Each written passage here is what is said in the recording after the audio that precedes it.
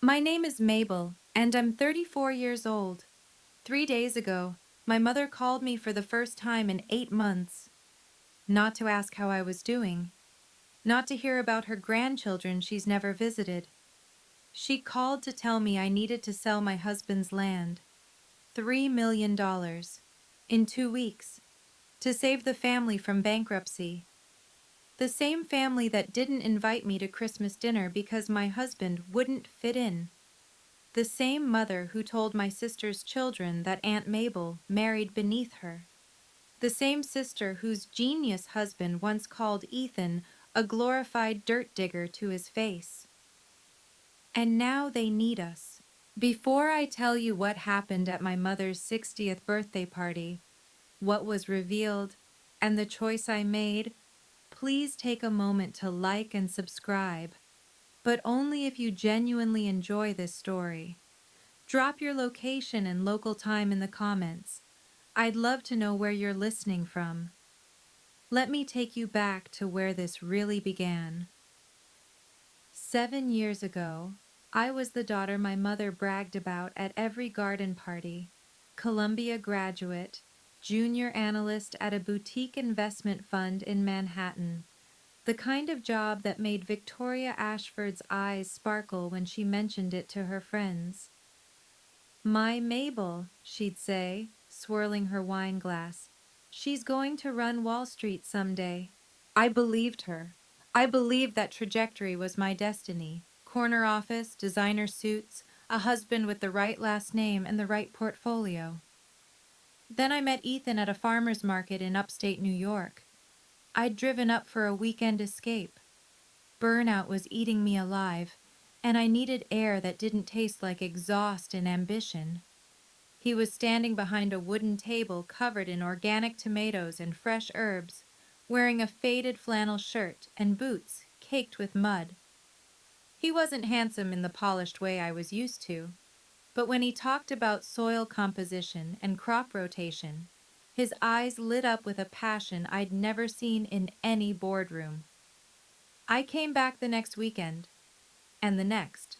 When I finally brought him home to meet my family, my mother took one look at his calloused hands and asked the question that would define the next 7 years of our relationship. "So, Ethan," she said, her smile thin as paper, "what's your real job?" He didn't flinch, didn't apologize, just smiled and said, "This is my real job, ma'am. I grow food." The silence that followed was deafening. My sister Clarissa leaned over to her husband Derek and whispered something. They both laughed. I pretended not to notice. But I noticed. And that was only the beginning. Our engagement party was supposed to be a celebration. My mother insisted on hosting it at her house, a sprawling colonial in Connecticut that she'd spent decades decorating to impress people she barely liked. 20 guests, champagne, canapes, the works. Ethan wore his best shirt. I could tell he'd ironed it himself. The collar was slightly uneven, and I loved him more for it. Derek and Clarissa arrived 40 minutes late, pulling up in a brand new Porsche. Derek made sure everyone saw it. "Nice wheels," someone commented. "Just a little reward," Derek said, loud enough for the room. "Made partner at the fund last month." When he shook Ethan's hand, his eyes dropped to my fiancé's shoes, clean but worn, practical. "Nice boots," Derek said. "Do they come with the tractor?" A few people laughed. Ethan just smiled. "They do, actually. It's a package deal." Then came my mother's toast. She stood at the head of the room, champagne flute raised, and I made the mistake of hoping. "To Mabel and Ethan," she began. "My youngest daughter has always been independent, headstrong." She paused. "I just hope, in a few years, she won't regret throwing away everything she worked for this." She gestured vaguely at Ethan, at us, at the life she couldn't understand. I looked at my father. Robert Ashford sat in the corner, staring into his whiskey, saying nothing. But my grandmother, Grandma June, reached over and squeezed my hand under the table. "I like him," she whispered. "He's real." That night, lying in bed, I made a decision. I would leave New York. I would build a life with Ethan, and I would stop waiting for my family to see what I saw. I just didn't know it would take 7 years for them to come crawling back. Vermont welcomed us like an old friend. We bought 200 acres of rolling farmland an hour outside Burlington. The house was a fixer-upper, drafty windows, a kitchen from the 70s, a porch that creaked like it was telling secrets. But it was ours. Ethan threw himself into the work, dawn to dusk, sometimes later. He built raised beds, installed irrigation systems, negotiated with suppliers. I learned alongside him how to read soil, when to plant, what the weather meant for our crops. Within 3 years, our organic produce was selling at 6 farmers markets across the region. Within 5, we had contracts with 3 high-end restaurants in Burlington. And then came Lily. Our daughter arrived on a snowy February morning, screaming her lungs out like she had opinions already. 2 years later, Noah followed, quieter, watchful, with Ethan's steady eyes. I had never been happier, but there was something I didn't talk about. Something Ethan asked me to keep quiet. His work hadn't stopped at farming. During our first winter, while I thought he was just reading agricultural journals by the fireplace, he was actually finalizing patents, running calculations, taking calls with investors he'd known from another life, a life before the flannel shirts and muddy boots, a life at MIT. Ethan had a PhD in agricultural engineering. His thesis on precision farming technology had caught the attention of venture capitalists years ago, but he'd walked away from academia, from the startup offers, from all of it. Until he didn't. He built his company quietly. No flashy launches, no press releases, just steady growth, real solutions, and clients who valued results over hype. "They don't deserve to know," he told me once, meaning my family, "and I don't need their respect." I never argued, but I always wondered, what would happen if they found out? The call came at 11 p.m. on a Tuesday. I was half asleep, one hand on Noah's back as he finally drifted off after a nightmare. My phone buzzed on the nightstand, and I saw my sister's name, a name that hadn't appeared on my screen in 8 months. "Clarissa?" She was crying. Not the delicate, performative tears I remembered from our childhood when she wanted something from Dad. These were ugly sobs, ragged and desperate. "Mabel, I need your help," her voice cracked. "We're in trouble. Real trouble." I stepped out into the hallway, closing Noah's door softly behind me. "What kind of trouble?" Derek made some bad investments. He lost everything. The house, the cars, our savings. It's all gone." I leaned against the wall, processing. "How much?" "3 million. We need $3 million in 2 weeks, or Mom loses her house too. She put up the Connecticut property as collateral for Derek's trades." My stomach dropped. She did what? She believed in him. Clarissa's voice turned defensive, then crumbled again. "We all did. And now you want me to, what? Sell our land?"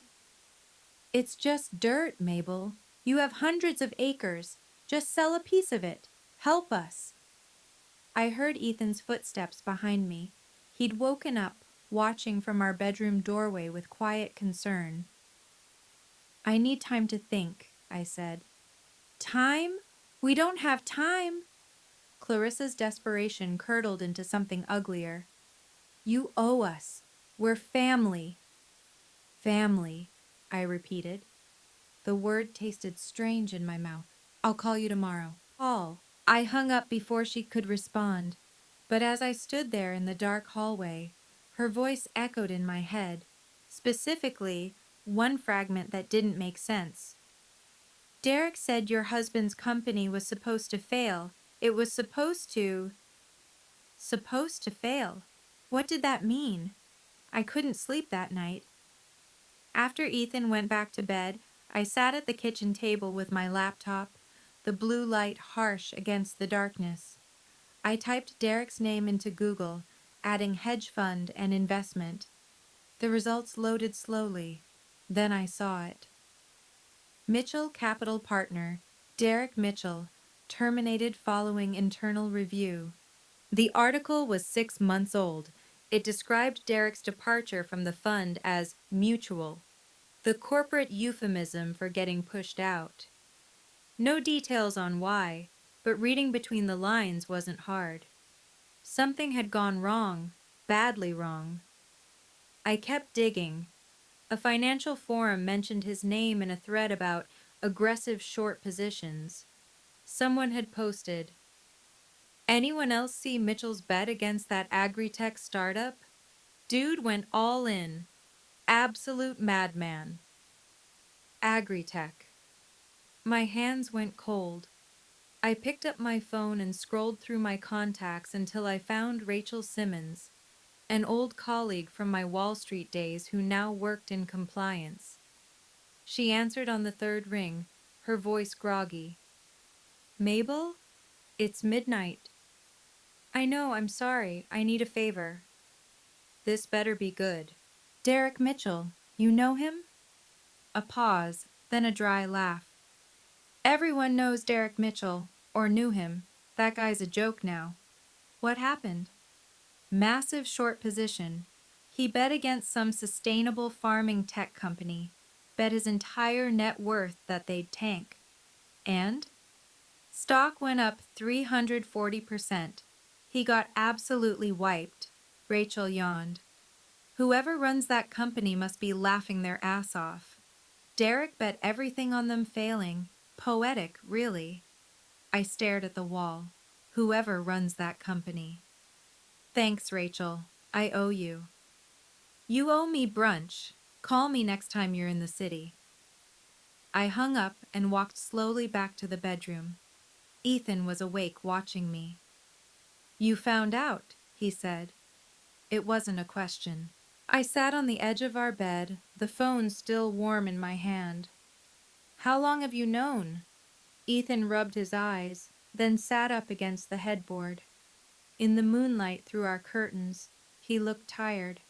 Not guilty, just tired. "About 8 months." 8 months. I let that sink in. "And you didn't tell me." "I didn't want to hurt you." He reached for my hand, and I let him take it. The quarterly shareholder reports showed unusual short activity. I had our CFO look into it. Derek's name came up. "He bet against your company." "Our company," Ethan corrected softly. "And yes, he did." I thought about all those years of sneering comments. The way Derek looked at Ethan like he was something to be scraped off an expensive shoe. The dirt digger remark that still made my jaw clench. "He wanted you to fail." "He needed me to fail." Ethan's voice stayed calm, but I heard the steel underneath. "He hated that you chose me over whatever he thought you should have chosen. Someone like him, I guess. It wasn't enough to look down on me. He wanted to profit from my destruction." "And you just let it happen?" What was I supposed to do, Mabel? Call him up and gloat? Warn him he was about to lose everything? Ethan shook his head. "The best response to people like Derek is to keep building. Let them destroy themselves." I thought about Clarissa's desperate phone call, about my mother's house on the line. "They're asking us to sell our land to cover his losses." "I know."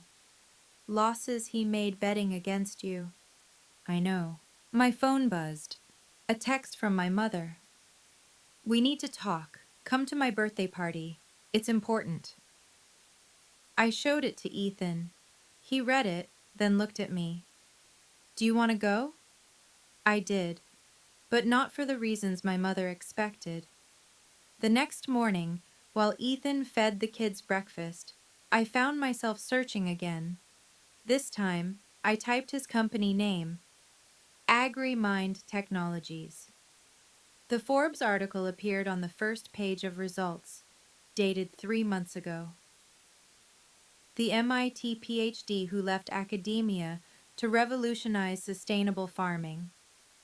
I clicked through, and there was Ethan, not in flannel this time, but in a simple navy sweater, standing in front of a greenhouse filled with sensor equipment. The photo credit listed a San Francisco studio. He'd flown out for this and never mentioned it. The article detailed his journey. MIT doctorate at 26, offers from major tech companies he turned down, years of quiet development on precision agriculture technology. And then this paragraph. AgriMind Technologies, now valued at approximately $47 million, has disrupted traditional farming metrics by combining AI-driven soil analysis with sustainable practices. Founder Ethan Farrington remains notably private, preferring to let the company's results speak for themselves. $47 million. My husband, the man my mother thought couldn't provide for me, had built something worth $47 million while wearing muddy boots, while driving the same truck he'd had when we met, while raising our children and loving our land and never once needing to prove anything to anyone. I saved the article to my phone, not to brag, not to throw in anyone's face, but because I had a feeling I might need the truth to have a face. You found it, Ethan said from the doorway. I looked up. Lily was clinging to his leg, sticky with maple syrup. Why didn't you ever tell them? He shrugged, hoisting Lily onto his hip. Because it wouldn't have changed anything. They'd just find new reasons to look down on us. He was probably right, but I wasn't so sure anymore. Rachel called back that afternoon. I found something, she said. You're not going to like it. Tell me anyway. She'd forwarded an email, a screenshot from an internal trading group chat that someone had leaked during Derek's termination proceedings. The message was time-stamped 8 months ago. I read it 3 times. My brother-in-law's little farm project is about to tank. Got solid info from an inside source. Their tech doesn't work at scale. I'm going all in on the short. Going to make a fortune off his failure. The look on Mabel's face when they go bankrupt will be worth more than the money. The look on Mabel's face. He hadn't just wanted Ethan to fail. He'd wanted to watch me suffer. He'd wanted to prove once and for all that I'd made the wrong choice. And he'd used my mother's money to do it. I saved the email to a secure folder. Then I called my mother. She answered on the first ring. Mabel, finally, you're coming to the party? Yes. Good. Her voice softened, but only strategically. We have a lot to discuss. The paperwork is ready. All you need to do is sign. What paperwork? For the land sale. Derek's handled everything. It's very straightforward. I almost laughed. Derek's handled everything. Of course he had. I'll be there Saturday, I said. Ethan, too. A pause. Is that necessary? Yes, Mom, it is. She sighed, the disappointed exhale I'd heard 1,000 times. Fine, but please, Mabel, don't make this difficult. We're family. I hung up without responding. Saturday. My mother's 60th birthday party. 40 guests.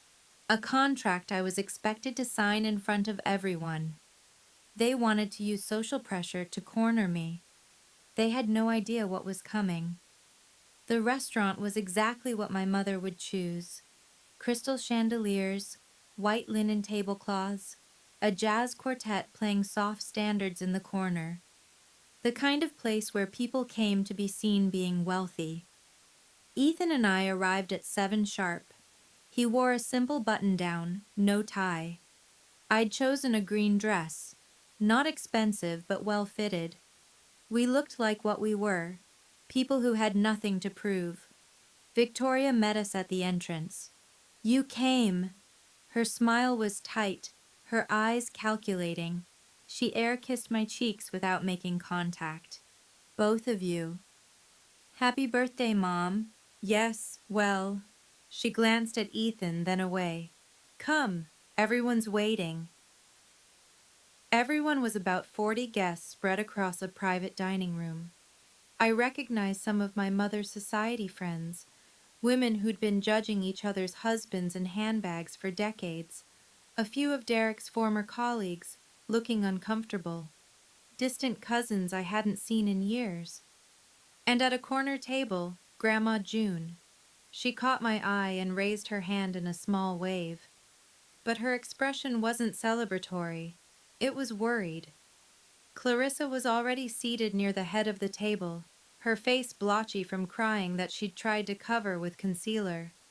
Derek sat beside her, jaw clenched, staring at his phone like it owed him money. "Mabel!" Clarissa stood, her voice falsely bright. "So glad you could make it. Wouldn't miss it." My father appeared from somewhere, a whiskey already in his hand. "Mabel, Ethan." He shook Ethan's hand, the first time he'd ever done so voluntarily.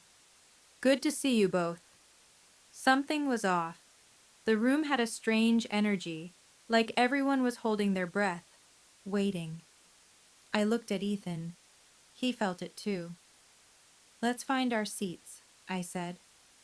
Whatever was coming, I wanted to face it sitting down.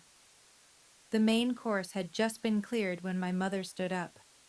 If I could have everyone's attention. The room quieted. Crystal clinked against glass as she tapped her champagne flute. "Thank you all for coming to celebrate my birthday," Victoria began, her voice carrying the practiced warmth of 1,000 charity galas. 60 years. Can you believe it?" Polite laughter. Someone called out, "You don't look a day over 50, Victoria." She smiled, accepting the flattery like a queen receiving tribute. Then her expression shifted. "But tonight I also want to talk about family, about what it means to support each other through difficult times." My stomach tightened. Victoria turned to look directly at me. "My youngest daughter has been blessed with a successful little farm. A simple life, but apparently a profitable one." Little farm. Simple life. The words were poison wrapped in silk. "And right now," she continued, "our family needs her help." A waiter appeared from nowhere, holding a leather folder. He walked directly to my seat and placed it in front of me. I didn't touch it. "All she needs to do is sign," Victoria said, her voice amplified by the silent room. "Just a small piece of land, to help her mother keep her home." 40 pairs of eyes turned toward me. I could feel their judgment, their expectations, their curiosity about what the black sheep would do. Derek stood up, smoothing his expensive jacket. "It's a fair market price. The paperwork's all in order. Your husband's land isn't worth much anyway." Your husband's land, not our land, not our home where we raised our children. "Go on, Mabel." Victoria's smile didn't reach her eyes. "You won't let your mother become homeless. You know what family means." The trap had been set. Now it was time to spring it. The whispers started immediately. Poor Victoria. A woman to my left, loud enough to be heard. "Imagine having to beg your own daughter." "Can you believe she'd even hesitate?" Another voice from somewhere behind me. Clarissa leaned forward, her face flushed. "Mabel has always been the selfish one. She abandoned us to play farmer's wife while we handled everything here." I felt Ethan's hand find mine under the table. Steady, warm. Derek circled closer, sensing blood in the water. Let's be honest here. Your husband got lucky with some dirt. The least you can do is share the wealth. That's what family does. The least we can do, I repeated quietly. That's right. He was enjoying this now, playing to the audience. I mean, what has he ever contributed? He plants vegetables. My grandmother could do that. A few uncomfortable laughs. My father sat frozen in his chair, staring at the tablecloth like he wished he could disappear into it. He'd always been good at that, vanishing when Victoria needed someone to stand up to. Victoria pressed her advantage. So, Mabel, will you sign? She gestured at the leather folder. Or will you prove to everyone here that you never really cared about this family? The room held its breath. 40 people waiting for me to fold, to be the good daughter, to sacrifice what Ethan and I had built so they could maintain their illusions a little longer. 5 seconds of silence, stretched into 10. Then I stood up, but I didn't reach for the pen. Before I answer, I said, my voice calm and clear, I have a question for Derek. His smile faltered, just slightly. What kind of question? A simple one. I looked directly at him. Can you explain to everyone here exactly how you lost all your money? Hey, quick pause here. I know this is getting intense. Before I tell you what I said next, I want to know, what would you do in my shoes? Would you sign to keep the peace? Or would you stand your ground? Drop your answer in the comments. Type sign or stand. I'm curious what you'd choose. And if you're still with me, hit that subscribe button. Now back to that restaurant. Derek's face went rigid. That's not really relevant to... Not really. It's completely relevant.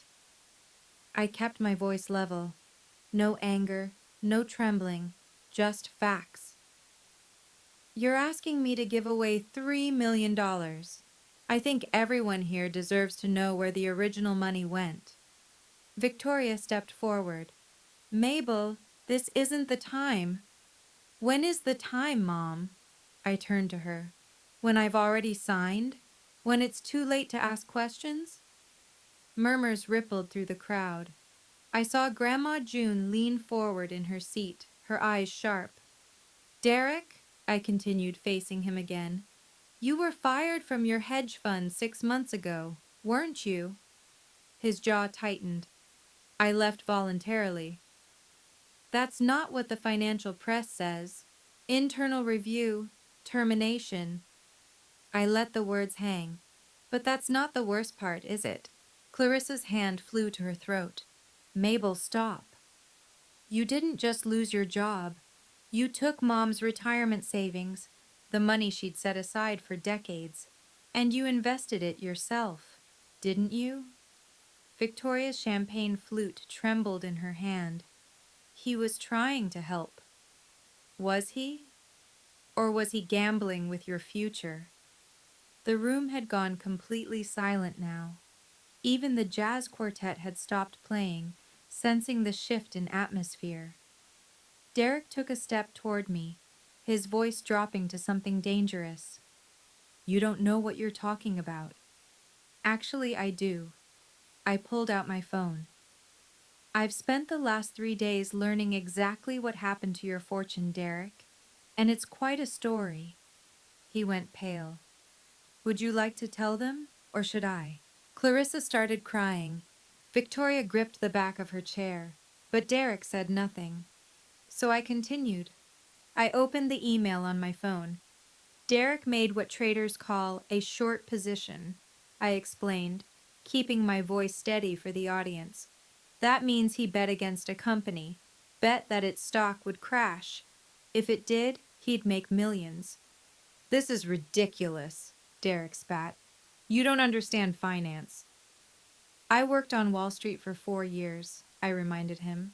I understand it fine. I held up my phone and read aloud. My brother-in-law's little farm project is about to tank. Got solid info from an inside source. Their tech doesn't work at scale. I'm going all in on the short. Going to make a fortune off his failure. Gasps scattered through the room. The look on Mabel's face when they go bankrupt will be worth more than the money. Dead silence. I lowered the phone. Derek didn't just make a bad investment. He specifically targeted my husband's company. He bet everything, including Mom's retirement, on Ethan failing. Victoria's face had gone chalk white. Derek, is this true? He couldn't meet her eyes. I had good information. It should have worked. He wanted us to fail, I said. He wanted to profit from destroying us, not because it was smart business, because he hated that I chose Ethan over someone like him. Clarissa's sobs grew louder. Several guests were already gathering their things, looking for exits. And the company? Derek's voice cracked. What happened? What? It didn't fail, Derek.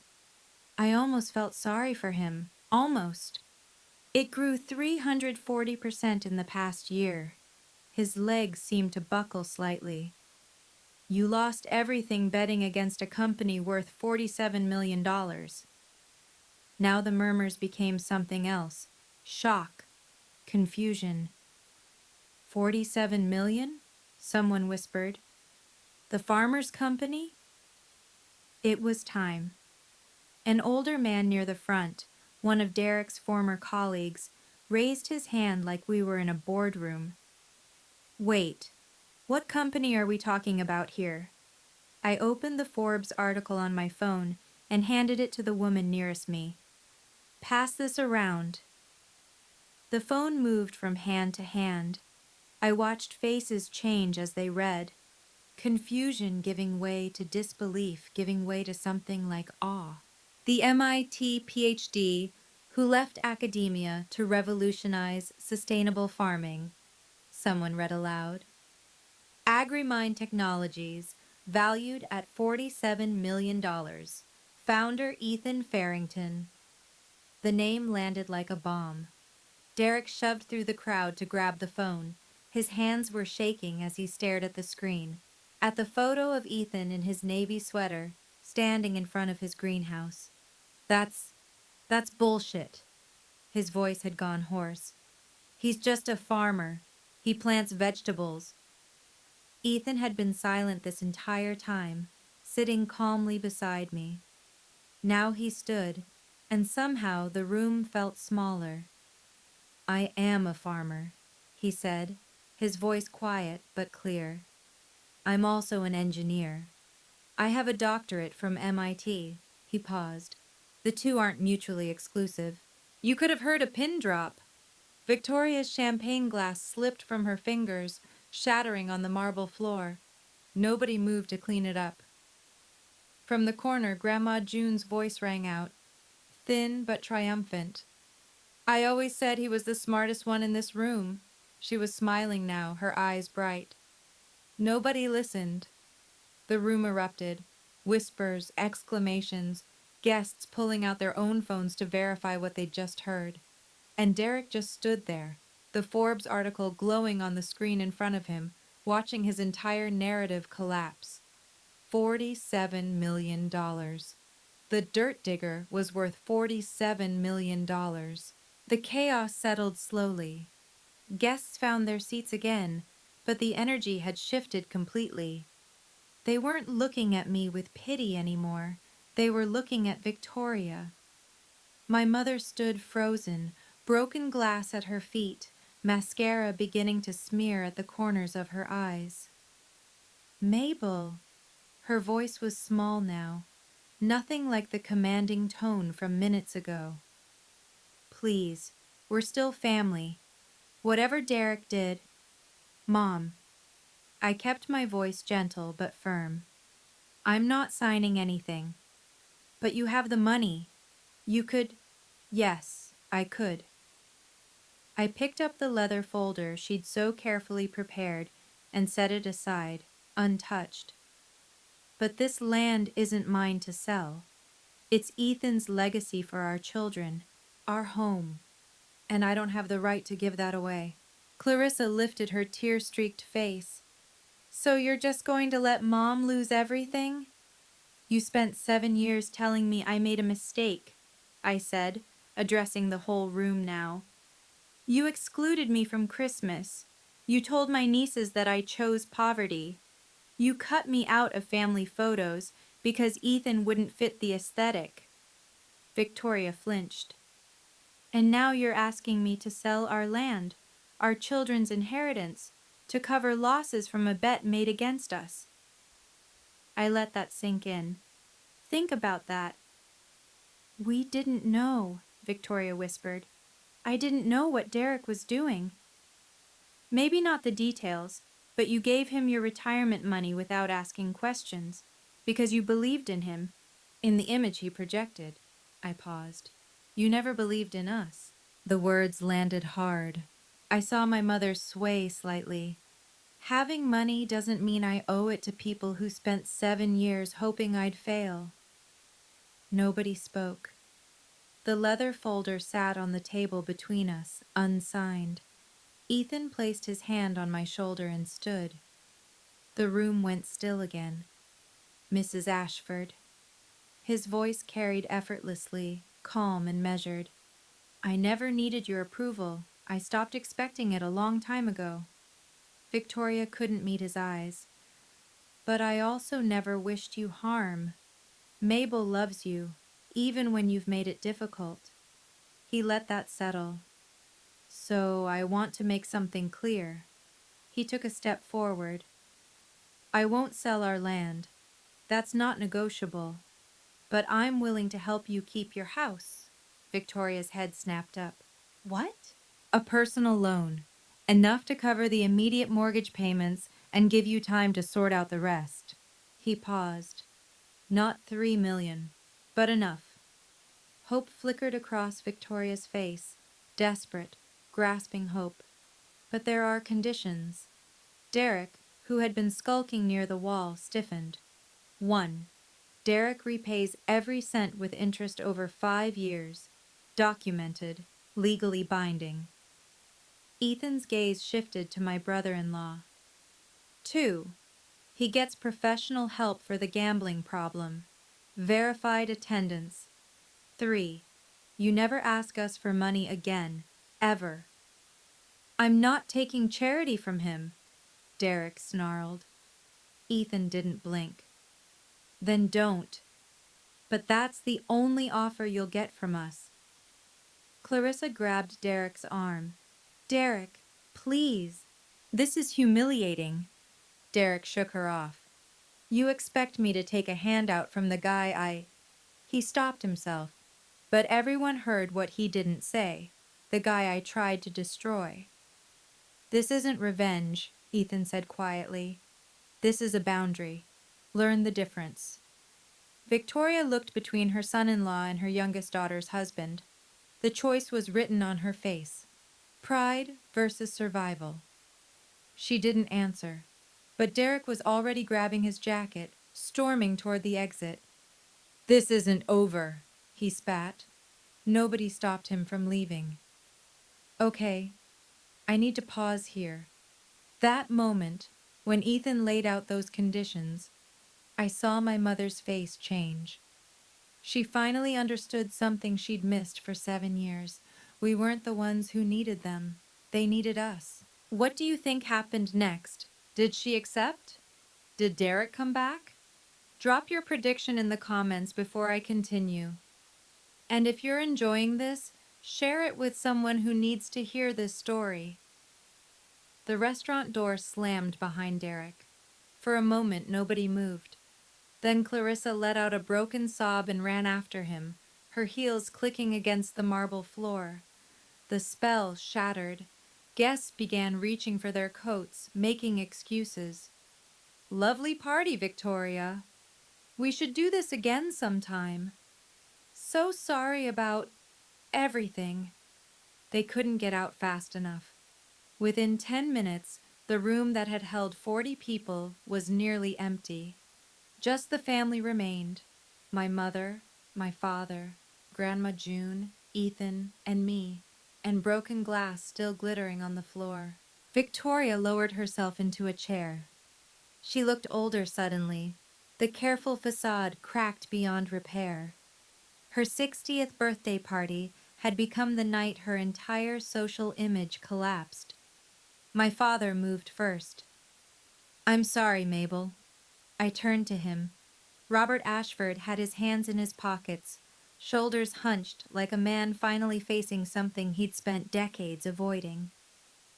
"I should have said something, years ago, when your mother first—" He struggled for words. "I was a coward.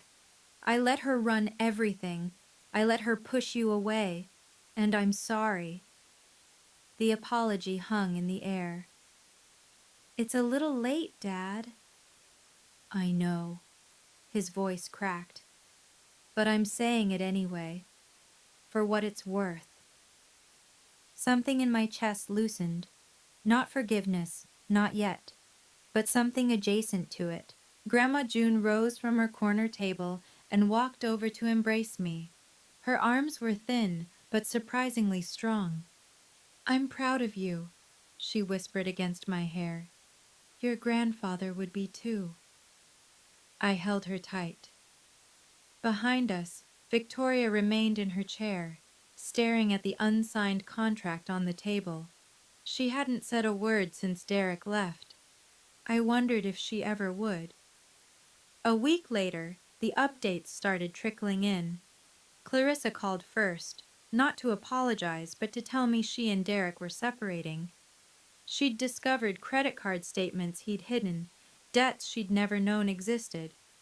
"I don't know who I married," she said, her voice hollow. "I thought I knew." I didn't say I told you so. There was no satisfaction in it. Victoria sold the Connecticut house, not because she had to.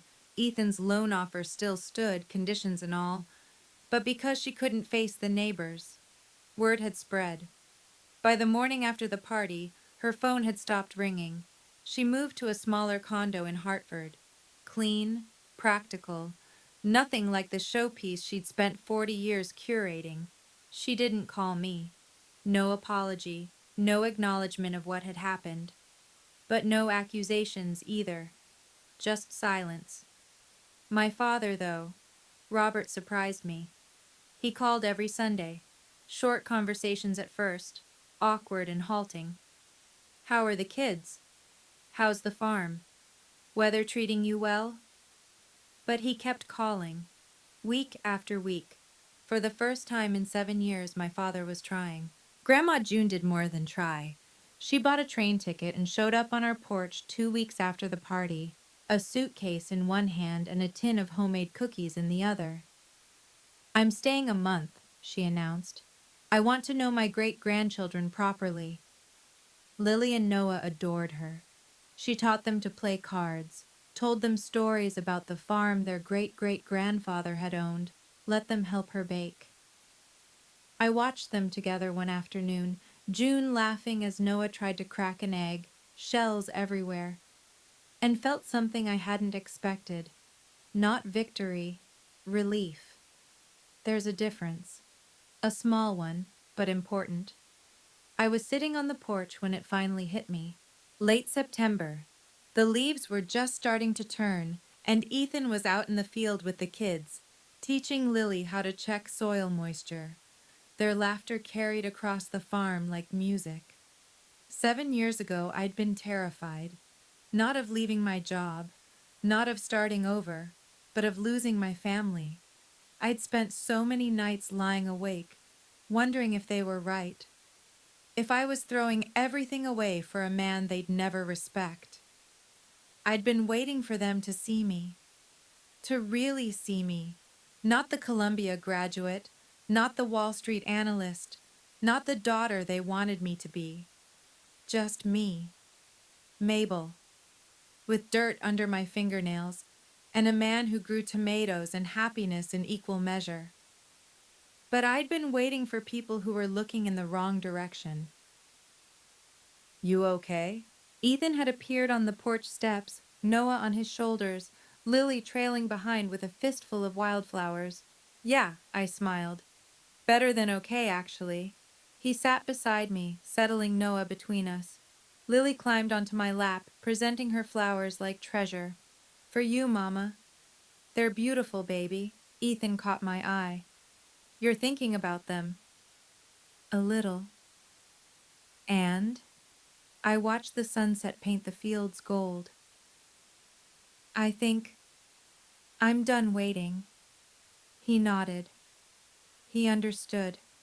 Boundaries aren't punishment. They're protection. For yourself. For the people who matter. For the life you've built. I couldn't make my mother love me the way I needed to be loved. Couldn't force Clarissa to see past her own insecurity. Couldn't fix what had been broken for decades.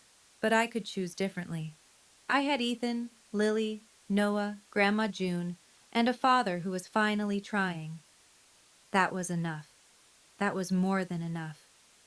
A month later, Grandma June came down for Lily's 6th birthday. We held it on the farm. Nothing fancy. Just a picnic table covered in wildflowers, a homemade cake with lopsided frosting, and enough laughter to fill a cathedral. After the candles were blown out and the kids had run off to chase fireflies, June sat beside me on the porch swing. I have something for you, she said. From her pocket, she pulled a small velvet box. Inside was a ring, antique gold with a tiny sapphire. Simple, beautiful. This was my mother's, June explained, and her mother's before that. I was saving it for the right moment. Grandma, not for you. She smiled. For Lily, when she's old enough. I want her to have something from the women who came before. I took the box carefully, feeling the weight of generations. Your mother might never understand, June said softly. She's too caught up in what things look like to see what they are. But I understand, and I'm glad, so glad, that you chose happiness over approval. I leaned into her, this tiny, fierce woman who'd been my anchor when everyone else drifted away. Thank you, Grandma, for everything. Just keep being yourself, sweetheart. She patted my hand. The ones who matter will find their way to you. The rest? Let them go.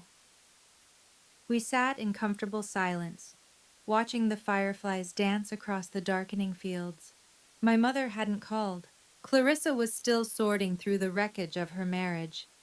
But my father had sent Lily a birthday card with a check inside and a note that said, I'm sorry I missed so many. I won't miss more. It wasn't a perfect ending, but it was real.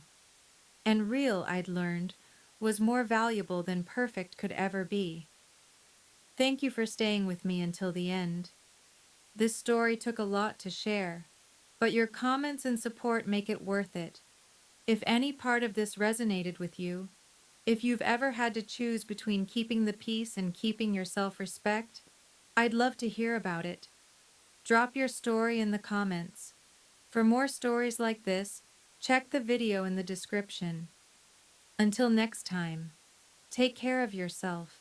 And remember, you're allowed to set boundaries, even with family, especially with family.